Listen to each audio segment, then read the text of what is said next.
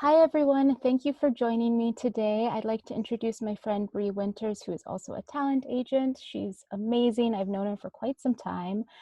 Bri, would you mind telling everybody a little bit about yourself? Sure. First of all, Harmony, thank you for inviting me to do this. I love what it's built on. I love what you're doing.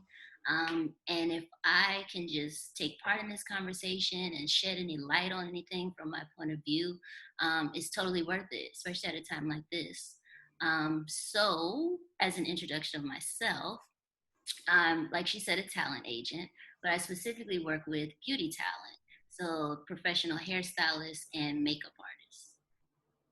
And we're based out in Amazing. New York. Amazing. And how's your business been affected by the pandemic? I mean, it's been a few months now, but I'm just curious what's been going on for you on your end. It has been a whirlwind. Um, the first quarter, I'll say January, February, and the beginning of March, it just felt like we had the Midas touch. Just everything we wanted was getting manifested. The girls were doing great shoots. They were working with new top celebrities. They were getting great partnerships. And then around mid March, like I'll say the 16th, it just felt like everything just came to a screeching halt. Um, Nobody was doing photo shoots, no celebrities are going anywhere. All that just kind of came to a halt. And it really, when I say screeching, I mean like seriously, it happened so quickly. Because I had an artist who was on set, I want to say Monday the 16th of March, and she was super anxious. Like I had producers texting me and emailing me like, hey, have your artists like traveled anywhere? Like, are they okay to be on set? Are they? And I'm like, yeah, okay. But then I have artists texting me and they're like, somebody coughed down the hall. I'm uncomfortable. Like, should I go? And so, and then everything just shut down. No more shoots, no more events, no more slips, no more anything. And so for people who depend on those kind of jobs, suddenly they've been out of work since March. But then there's one part of my business that's still going because I also represent artists who have crossed over into being influencers. Mm, So they create content at home already. So they can essentially continue to do that. But then we got to the protest phase of everything that's going on. And then it's extremely tone deaf to then be talking about, your favorite lipstick when, people are dying. yeah. And so now that part of it is on pause. And it's something we all agree on. The artists don't feel comfortable posting about it. I don't feel comfortable committing them to it. And the brands have been very good with responding to that. They're like, yes, by all means, we're on pause. Whenever he or she feels comfortable getting back to that deliverable, like let us know. So everything, we just have to take it day by day. Honestly, with our industry, it's very interesting. I'll say. I think that's actually been one of the biggest things I'm learning from all of this is that I need to be able to think day by day. I was getting so stressed out trying to look into the future the first month. Like I don't even know what's going to happen to the business. And every month I was like, oh man, now I really don't know what's going to happen to the business. And then after the past few weeks, I'm like, you know what? This is a lesson from the world, from the universe that you need to appreciate every day and just be in the now and be ready to react and engage. And I'm feeling very thankful actually that I've walked away from all of this with any lesson at all. So Yeah, I agree. I think I kind of had to help get the artists to kind of change their mindset about how they view it. Because, like you said, if you keep thinking like the future, there's a lot of things we just don't know. I don't know when things are going to pick up. I don't know when we'll be back on photo shoots. Like, we don't know those things. But if we can focus on now, like, what can we adapt to and do now that will kind of carry you through until we get to those moments? So, yeah, day by day is the way to do it for me, at least. I agree with you. Do you have any plans for recovery, like how you're going to come out of this with all of your talent, or even just for you as an individual? Yeah, so I preach to my girls all the time about having investments and other forms of revenue, like Oh multiple. my gosh, you've taught me that too, actually. You are amazing. I'm so happy that you're spreading the love on this. Yes, and it's so interesting because I took them all to dinner. I want to say last year, maybe like mid 2019. And I was just like, girls, I love you. You're in your prime. We have all these amazing plans. You're doing all these amazing things. But you're in an industry where you should see yourself as like an athlete. Like you can't play this game forever. Mm. You're not going to be wheeling your kid onto set at 75. Like there's no like 401k, there's none of that. So start like investing. Is there something you want to do? Like you want to make a product, you want to invest in real estate, you want to, invest in some. I was like, try to find ways to have multiple streams of income so that if anything happens, you're diversified. So that if something, I literally gave this speech last year. I was like, so that if something falls or you get to the point where you're ready to stop doing makeup, all of a sudden your everything doesn't stop. It's just one thing and everything else can carry you. So some of them took my advice, some of them took a lag to take my advice. And now that this has happened, they've kind of revisited those conversations with me, because I'm grateful that I have artists who have done very well. And so they're not necessarily in a as much of a financial struggle as some are right now, but they're also recognizing, oh yeah, I should be investing in other things because at the end of the day, something else can be bringing me money. This is kind of just like practice when they're ready to be done with makeup. Like what happens now? How are you earning money? How are you paying for your bills? You can coast on savings, but you should be doing something that's bringing you money. So they've started to adapt to that with me. So we're looking at ways for them to invest and get things rolling. Even though I had the inclination that we were going to start seeing some like resiliency and quick recovery around like June. So here we are in June, and I actually do see signs of things starting to recover, but I don't see it happening very quickly. Mm. So it's definitely going to be something that's going to take time. So I'm glad that they're now listening to me and being like, oh, let me look into some investments. And I just want to highlight that because I don't know if that is usual as a talent agent, but I think that is amazing that you're genuinely looking out for the people that you're representing and making sure that they have a successful future beyond just what you're helping them with, like I don't know if that's normal for talent agents, but I just think that's amazing that you genuinely care. Like, yeah, there's people that I've hired for outside resources, not necessarily for a talent agent, but say marketing or SEO, and it doesn't always feel like they care. It feels like I'm just paying a check and they're like maybe doing something. Thankfully, now we finally found people that we love and feel like family to us, but I'm just thankful that I know you. Family is a good word to describe it. I mean, my artist, it's more than just like, here's your call sheet, go be a warm body on this set. Like it's much, much more than that. I joke and I tell people I have 4 wives and no boyfriend. because that's what it feels like.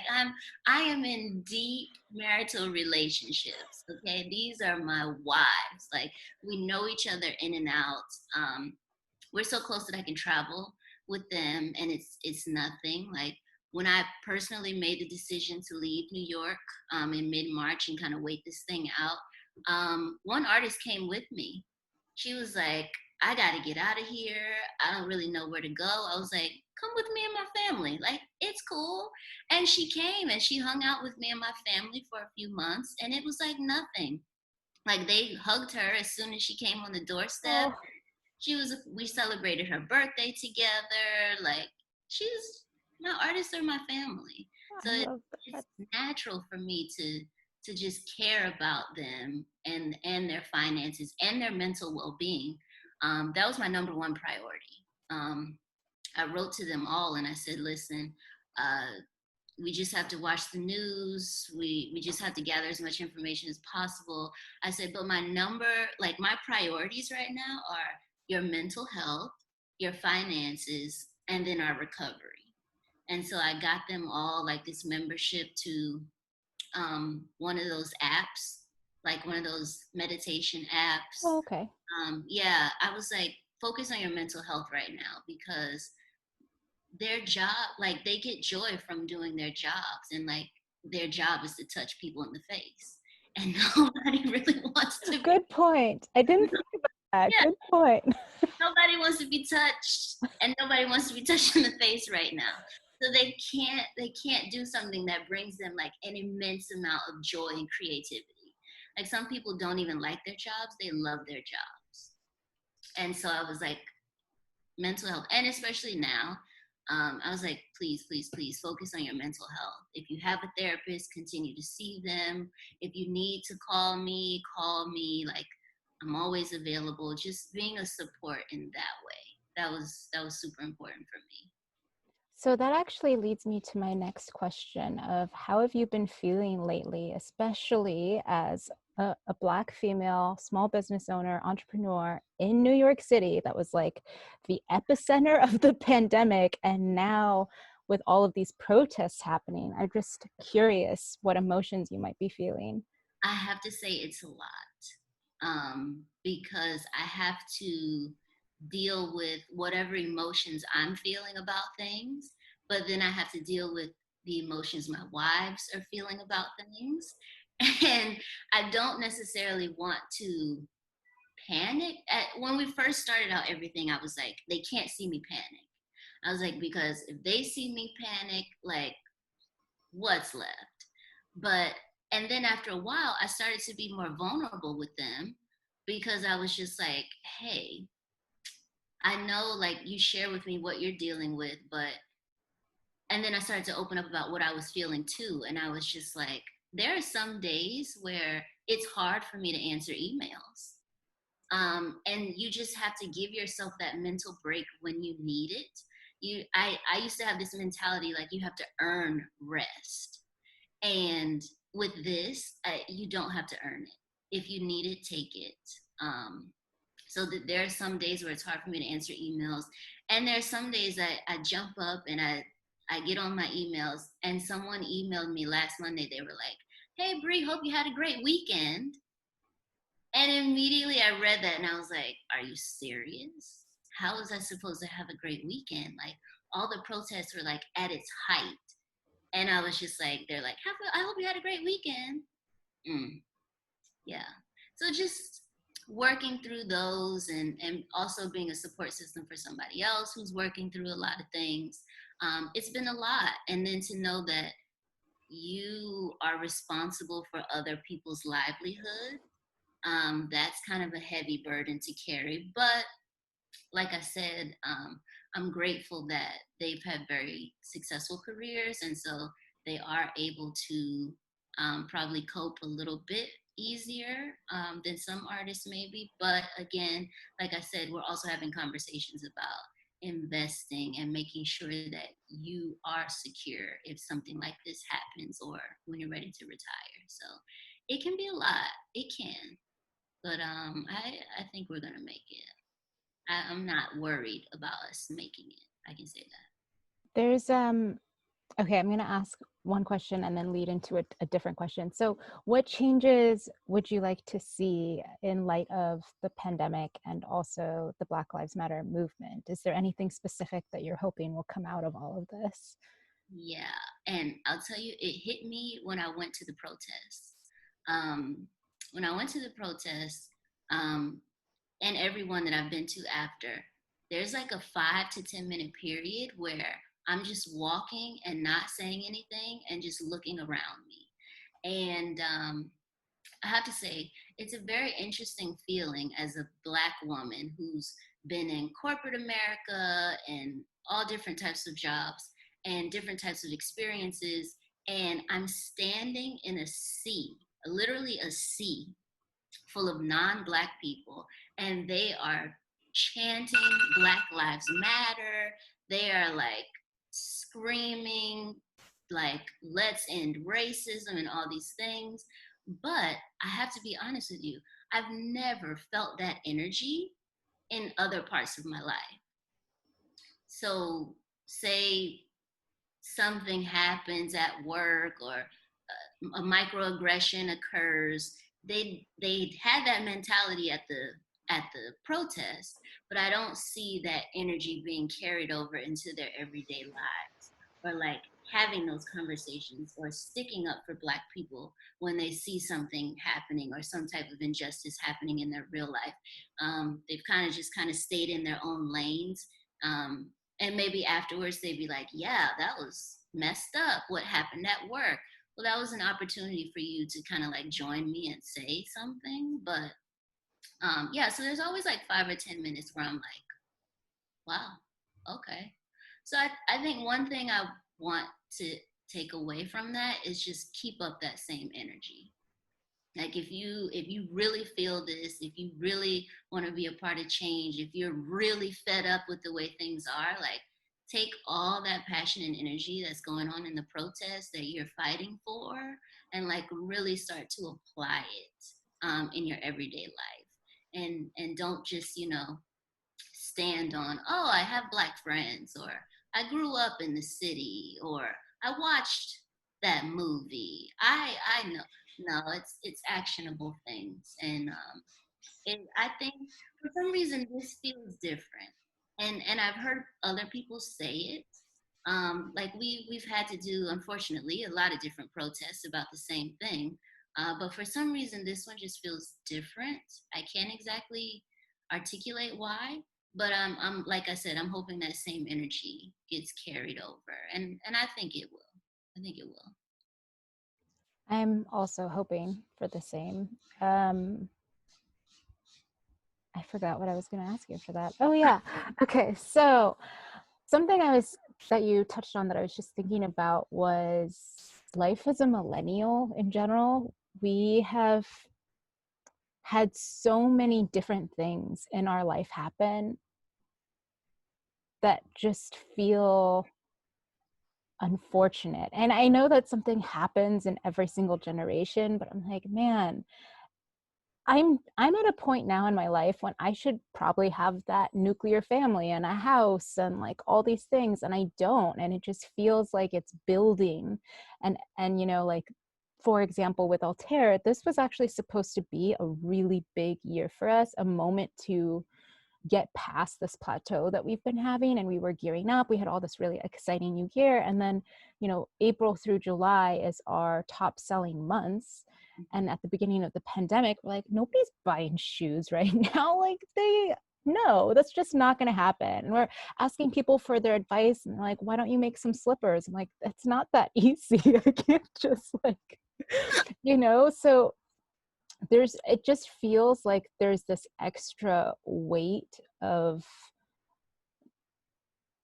I don't know, I don't even know where I was going with that. I'm just curious if you're also feeling like it's almost like every 5 years, or not even more frequently, it's like recession. That's true, because we had the economic downturn around the time I was going to college. So it wasn't that easy to get the job you wanted, and then you start to make great strides. Because I too saw 2020 as like, because I really think I started late 2017, and every year has just seen more and more explosive growth. And so when I got to 2020, I had all these plans about expansion. And like I said, the beginning of the year, it was like Midas touch. Like, this is it. This is how this year is going to go. It's a great start.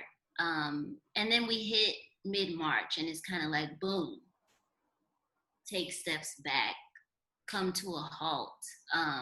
And so we've had to figure out quite a bit of things in our generation. And it's interesting. I have a friend who was taking a business school class since she's got extra time.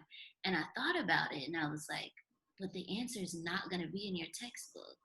Like Yeah, it's just not going to be there, because if it was, then Victoria's Secret and Pier 1 and all these places, Starbucks, they all wouldn't be shutting down a bunch of stores or just shutting down completely. Like sometimes there is no like answer. There's no right answer. So you just have to kind of just like adapt, figure things out, take a breath, observe everything, and just try to forge a new path. Like the rest of my year is going to be a completely different path same. than I thought it was going to be. So it's kind of like trying to re-strategize with everything just being completely thrown off, everything. So yeah, it's gonna be interesting. But yeah, I definitely see where you were going with that. And so what do you want to do to kind of re-strategize for yourself? I mean, there's so many things, right? Because I'm a small business owner, which everybody watching this knows.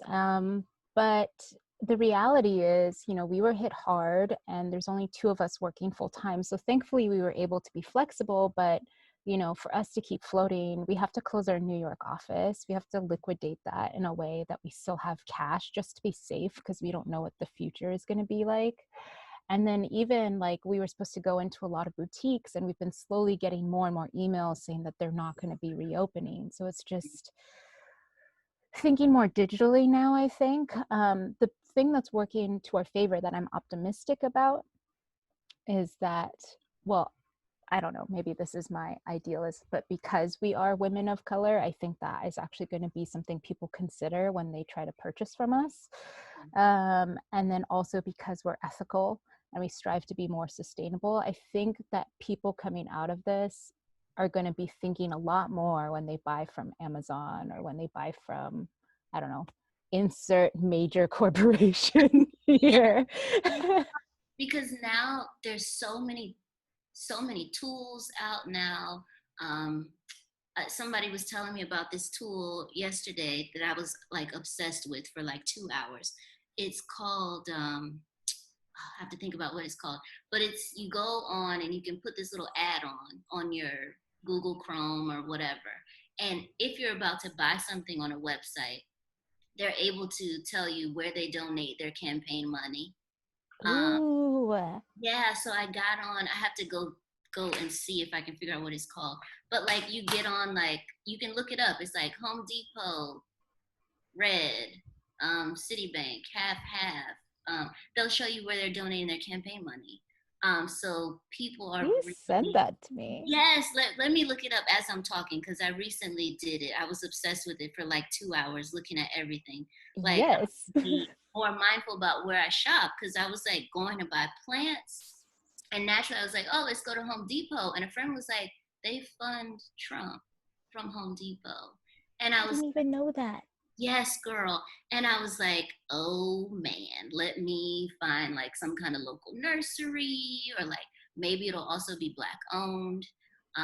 Something else that's happening on the internet, um, it's called the pull up challenge.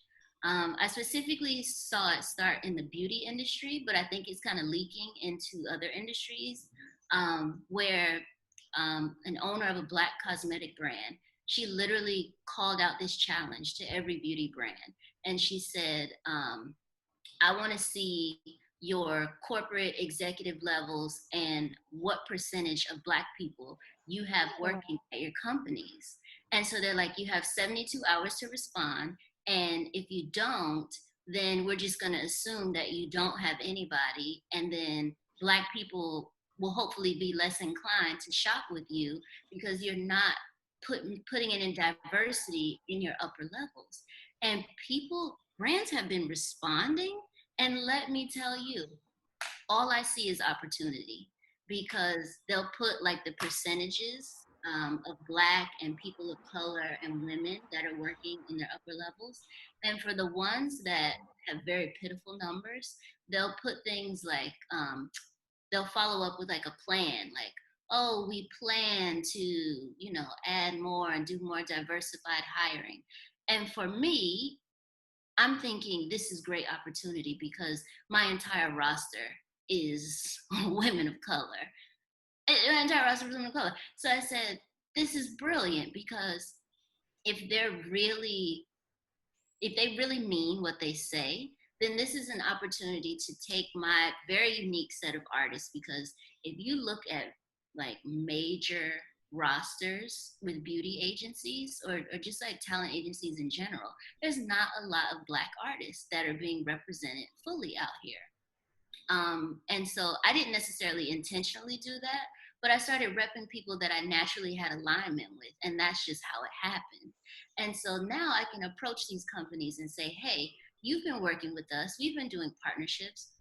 Now that you've committed to having more diversity in your decision making, how about we carve out a role for an artist of color to be on some type of diversity campaign or be in the background consulting on things Yeah. so that you're not making these mistakes. You're including women of color in your decision making. And so that's just one thing, but it's just very interesting to see how it's called. It's the pull up challenge. Okay.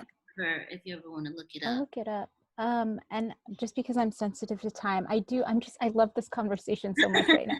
So something that I was talking about with Shilpa is, because it's only two of us that are working full time, how are we going to make any changes in terms of supporting our Black community? I mean, I call it my Black family.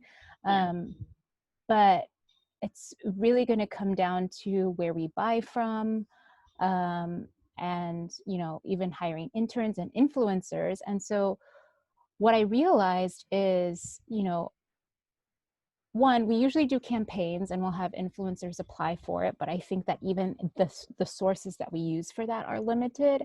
And then on social media, because of Blackout Tuesday, I think it was, and the yeah. Amplify Melanated Voices, my Mm-hmm. mind was blown. Okay, my personal Instagram is very diverse. The Yeah, work Instagram, there are all these amazing influencers that I wasn't getting on my feed at all. I'm like, how have I never seen your stuff? It's amazing. I'm like, yeah.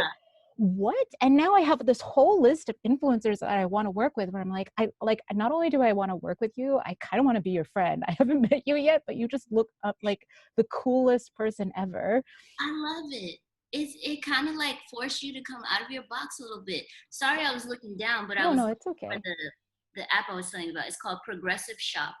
Oh, okay. I'll put a link for it on Instagram stories as well Yeah. for it. So Yeah. they have a website where you can like manually look up things, but they also have an add-on for like your Chrome or whatever. So that if you're on a website about to buy, they can say, oh, this is where they're Oh, sending. that's amazing.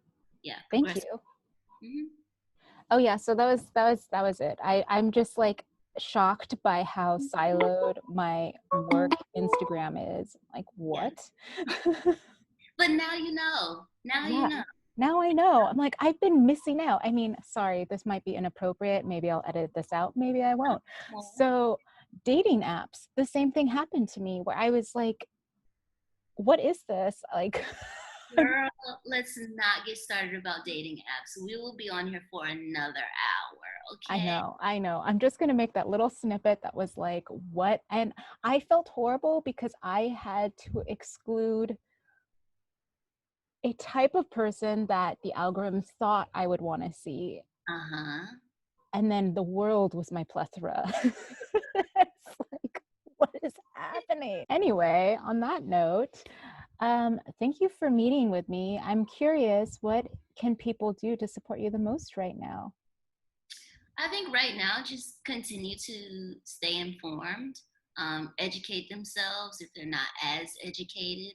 I have friends hitting me up all the time, like, what movies should I watch, or like things like that. It gets exhausting having to be that person, but then I try to remind myself that they are trying, and so I would rather them try than not try. Um, but just take that little extra step to kind of educate yourself about things and And do your own research. I'm sorry. I'm just going to say it. Do your own research. do your own research. Like that's what I want to say, but it's funny because I was with another friend when somebody like texted me something like that, and they were just like, "You are very nice about that," and I was like, I could be another way, but like again, I just see it as like I was an RA in college, so everything is like a learning opportunity. So I don't get as upset about it. But yeah, just educate yourself, and like I said, just keep that same energy. If you really feel fired up at these protests about wrongdoings, keep that same energy when it happens in your workplace, or it happens to someone standing in front of you in line at the grocery store or something like that. Like, don't be afraid to speak up, or have conversations with people in your family who think differently than you. Like it, that's also another thing. So that energy, I love to see it. Keep it up. Um, Thank you for sharing that, because that I know is a very personal, yeah, it's just personal. So thank you. Um, do you have any social media handles that you would like to give a shout out to before we wrap this up? I only have one. It's Bri, BRI underscore Winters underscore. It's where I have all my wives, all my work, all my personal things. I haven't yet done anything separate just because my work and my life is just so intertwined right now. Maybe I'll do something different down the road, but definitely follow me, follow my artists. I have Tracy Alfajora, Nam Bo, Delina Medin, Susan Those are all Olele. amazing. Yes, I have them all tagged in. All my wives are tagged in my bio. I also work with other agencies. I'm doing brand partnerships for them. So I don't rep their artists personally, but I do brand partnerships for them. I have them all tagged in my bio. I love them all equally. So yeah, we're just gonna keep growing and keep moving. We're gonna figure it out. That's the best thing. Just figure it out. Thank you. Yeah. I think that's I mean, I obviously I could talk to you forever, but like I have so many things I want to talk to you about. But for the purpose of this video, thank you very much for taking time and just being honest and open. And yeah, I hope that the next year is a game changer in a lot of ways. I think before the end of this year, we're gonna see like a big pivot somewhere. I think I so. hope so. Yeah. Yes. Just put that in the universe. Yes, there will be. I will manifest. Yes, all of that. Well, thank you. And if anybody has any questions, feel free to DM me directly. I'll also be putting links to all of her social media shout outs on Instagram. Okay. Bye.